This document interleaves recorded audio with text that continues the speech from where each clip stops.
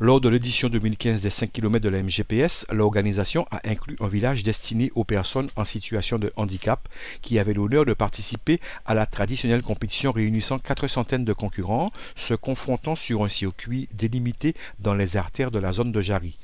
Au sein du Handi-Village, il était possible de découvrir des solutions permettant aux personnes handicapées de conserver une autonomie. Que ce soit des solutions sur l'aménagement, donc l'aménagement du bâti de sa maison, que ce soit des solutions sur les technologies même, donc des solutions d'aide à la communication, des solutions de contrôle d'environnement, qu'elles puissent contrôler à distance les équipements.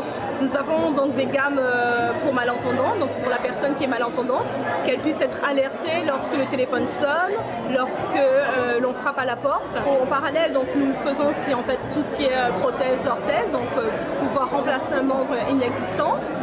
Et sur le stand, en plus, nous proposons donc des simulations de vieillesse. Donc, on met les personnes en situation de vieillesse pour leur permettre de comprendre ce que c'est que de prendre de l'âge. Ce qu'on ressent donc au niveau auditif, au niveau visuel, ce qu'on ressent au niveau des mouvements qui sont un petit peu plus lents, un petit peu plus lourds, etc.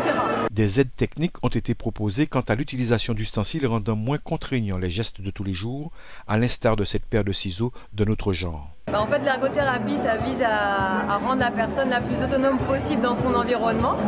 Mais c'est un métier qui est assez peu connu, donc on profite de cette manifestation pour promouvoir notre métier.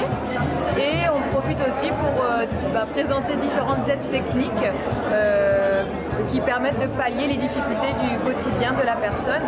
Ce qui est un petit peu notre cœur de métier, hein, c'est le conseil en aménagement, en aide technique, voilà, la réadaptation.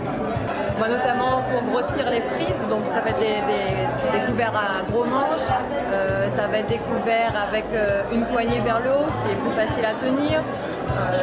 Ça peut être aussi pour une personne qui n'a plus que l'usage d'un bras, une personne hémiplégique, une fourchette couteau imbriquée l'un et l'autre, donc un seul couvert à tenir pour une seule main. Voilà, il y a énormément de possibilités au niveau technique, que ce soit dans la vie quotidienne, mais aussi dans la voiture, pour se déplacer, voilà.